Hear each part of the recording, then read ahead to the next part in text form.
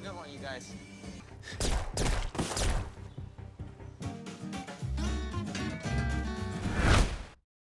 Yo barudak, selamat datang kembali di channel kami Kru Sinopsis. Kali ini kita akan membahas sebuah alur film The Old Guy 2024, sebuah film aksi komedi yang menceritakan seorang pembunuh bayaran veteran yang hampir pensiun, tetapi justru mendapatkan tugas melatih seorang pembunuh muda berbakat. Namun misi yang awalnya terlihat sederhana berubah menjadi pengkhianatan yang mengancam nyawa mereka. Seperti apa keseruannya? Simak alur filmnya sampai selesai dan jangan lupa subscribe agar tidak ketinggalan video alur film terbaru. Langsung saja, let's go.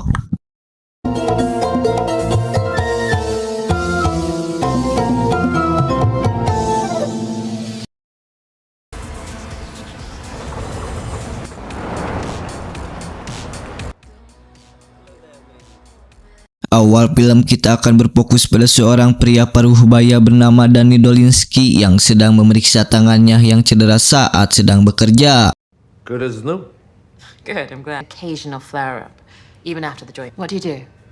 Listen to that.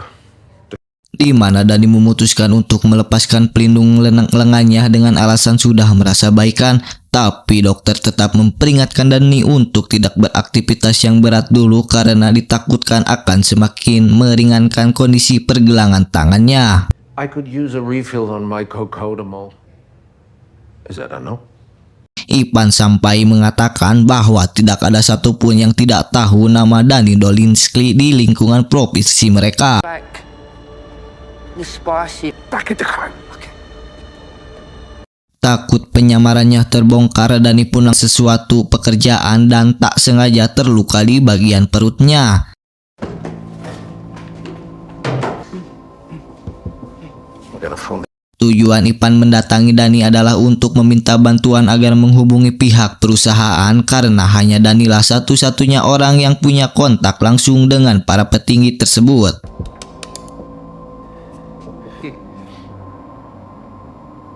Di mana Danny harus menjadi seorang pelatih, pembimbing, instruktur untuk mendampingi seorang pembunuh bayaran muda yang baru terjun dalam dunia kriminal. Dia bernama, kita panggil saja Will, seorang pembunuh bayaran amatir mendapatkan tugas untuk mengeksekusi seorang target yang setelah berkenalan satu sama lain. No. Sorry. Danny dan Will pun langsung bergerak untuk melakukan persiapan karena perbedaan usia yang sangat-sangat jauh. Will termasuk dalam golongan kaum Gen Z. Danny pun cukup heran dengan Will yang mengecat kuku jarinya. Danny menganggap hal itu sama sekali tidak mencerminkan sosok kejam seorang pembunuh baik memberitahu siapa target yang harus mereka bunuh. Yang setelah menunjukkan foto dan lokasi eksekusinya, si penghubung pun memberitahu Danny terkait Will, sosok yang digadang-gadang sebagai pembunuh bayaran jenius, sehingga itu alasannya kenapa Opa merekrutnya dalam perusahaan ini. Let me economizing my blood pressure. You heard about this kid? Tiba di lokasi eksekusi, yaitu sebuah lapangan golf, Danny meminta Will untuk tunggu di mobil saja dan biarkan ia melakukan pekerjaannya sendiri. Itu Danny lakukan sebagai bentuk keiriannya terhadap Will yang pada intinya Danny tidak terima bahwa ada pembunuh lain yang dianggap lebih baik darinya. Or is it Gen Z? Si target sendiri terlihat sedang bermain golf ditemani oleh dua pengawalnya. Sampai ketika bola secara kebetulan jatuh di dekat lokasi Danny bersembunyi, Danny cepat memindahkannya ke dekat pepohonan. Dengannya yang masih cedera, Will pun harus kehilangan si target yang kabur ke dalam hutan. Callaway too? Oh fuck!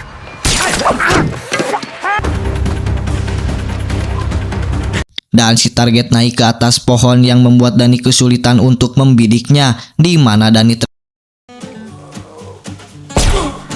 Zelensky, let's bury these fuckers.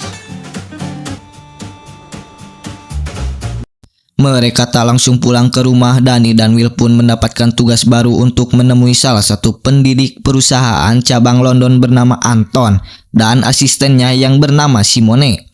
Quite the homecoming for you, Dolinsky. His mother out of Poland. Yeah, that was a long time ago. sebagai pembunuh yang bisa dikatakan sebagai legenda karena sudah 30 tahun bergelut dalam dunia seperti ini, menjadi orang yang diminta untuk melakukan pekerjaan yang tidak biasa dilakukan oleh orang lain, yaitu Danny sempat menolak pekerjaan ini setelah mengetahui jika target yang harus ia bunuh adalah salah satu petinggi perusahaan cabang Liverpool yang diketahui memiliki puluhan penjaga yang selalu menjaga kediamannya selama 24 jam non-stop. Golf course was their number 3. They were training him up to... Dan yang membuat Danny cukup terkejut adalah target sebelumnya ia dan Will bunuh adalah calon kandidat yang akan menggantikan direktur perusahaan jasa ini. Sehingga sudah jelas bahwa ada permainan politik dalam misi ini dan Danny tidak ingin ambil pusing dengan hal itu. Setelah menerima pekerjaan ini meski terpaksa, Danny dan Will pun berdiskusi terkait lokasi target mereka yang berada di sebuah pulau terpencil sejauh 30 km dari daratan. Sehingga satu-satunya cara tercepat untuk menyeberanginya adalah dengan menggunakan perahu bot kecil. Tiba di lokasi, Will sempat terkejut saat melihat jika sungai yang harus mereka seberangi ternyata sudah surut. Dengan kata lain, mereka tidak memiliki jalan lain selain harus berjalan kaki sejauh 30 km untuk sampai di lokasi si target tersebut. Quiet once in a while. You're the one talking. Tiba di lokasi, Will pun langsung mengaktifkan alat khusus untuk mematikan sistem alarm sehingga memuat mereka berdua dapat leluasa masuk ke dalamnya. Yang tepat saat Danny akan melakukan eksekusi, muncullah cucu si target yang tiba-tiba meminta air minum. Who are you? Just to make your acquaintance. And you? Setelah Danny dengan baik hati memberikan air minum kepada cucu si target, ia pun dengan tenang kembali kepada si target yang meminta sedikit waktu untuk mengutarakan sesuatu.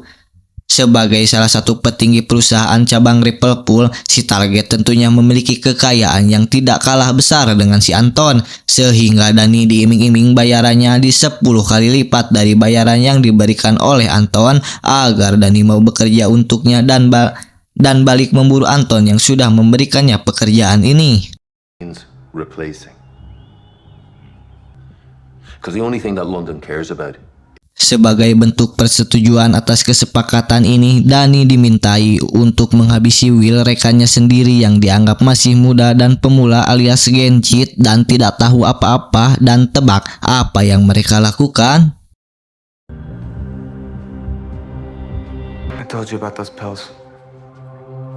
Ya, meski Danny kurang suka dengan Will partnernya, ia masih memiliki value dalam hal loyalitas dengan tidak membiarkan uang menjadikannya sebagai sosok pengkhianatan. Selesai dengan misi receh ini, Danny dan Will pun menemui Anton untuk melaporkan hasil pekerjaannya. Di mana Anton memuji kolaborasi mereka berdua yang dianggap sangat klop dan cocok, sehingga untuk kedepannya Danny diharapkan bisa terus berdampingan. Like being human.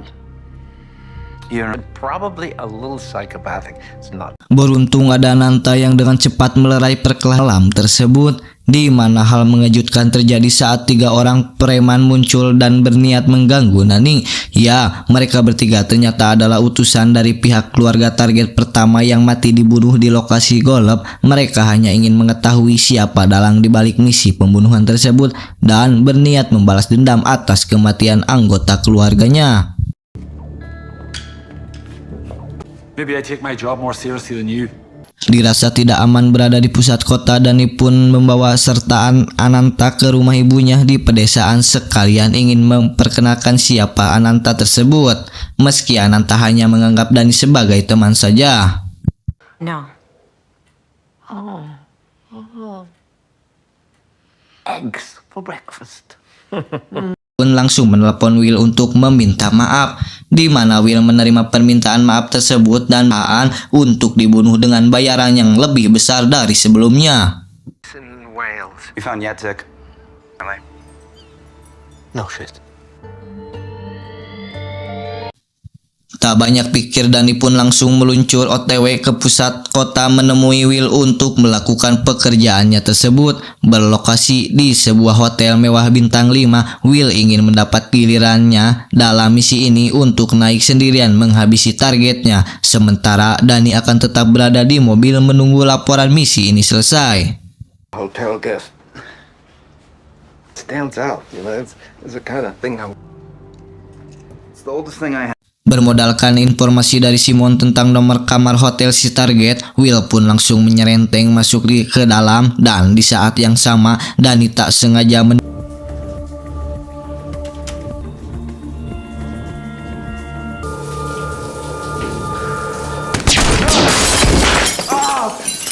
Akan tetapi ya, Simon tidak langsung membunuh Will karena dianggap masih berguna untuk memancing kemunculan Dani, di mana pada saat yang sama Simon juga telah mengutus beberapa pembunuh ke kediaman Opal, dan inilah yang terjadi. Simone, call her again. We need. Ke Dani yang bergegas mengganti kostum dan kabur dari hotel tersebut, ia langsung menemui Anton untuk meminta penjelasan terkait apa yang sebenarnya terjadi. Kenapa Simon asisten tiba-tiba saja berkhianat? Ternyata ada pihak ketiga yang ingin menghancurkan perusahaan jasa pembunuhan ini. Pihak itu diketuai oleh seseorang bernama Monty, dan Simon asisten Anton lah telah menjadi bagian dari rencana tersebut.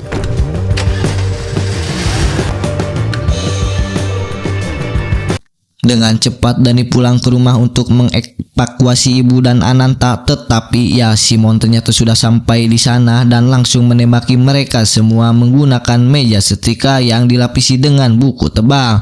Dani pun perlahan maju ke depan menembaki Simon sampai akhirnya It's not your responsibility. See you there. langkah awal yang Dani ambil adalah mendatangi salah satu usaha milik Monty, yaitu sebuah bar yang berada di pusat kota. Menggunakan kompan yang diisi dengan bensin dari mobilnya, Dani pun memaksa si bartender untuk memberitahu di mana keberadaan Monty, yang karena si bartender menolak memberitahukan informasi, maka inilah yang akan Dani lakukan. Pria seperti bos mafia yang bisa dipastikan itulah sosok si Monty yang dimaksud.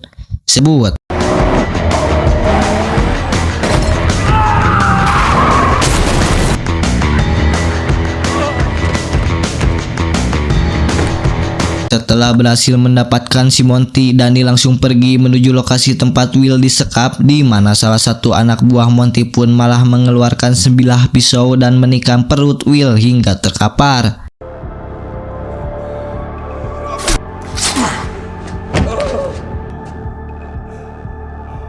Dan ya, terjadilah baku tembak di antara Dani dan anak buah Monty yang membuat Dani terdesak, di mana Dani memanfaatkan apa yang ada di sekitar seperti wajan untuk menampung beberapa buah peluru yang akan dipanaskan. Dan alhasil saat Dani mencoba kabur, Monty dan satu anak buahnya tiba-tiba muncul dengan posisi siap menembak.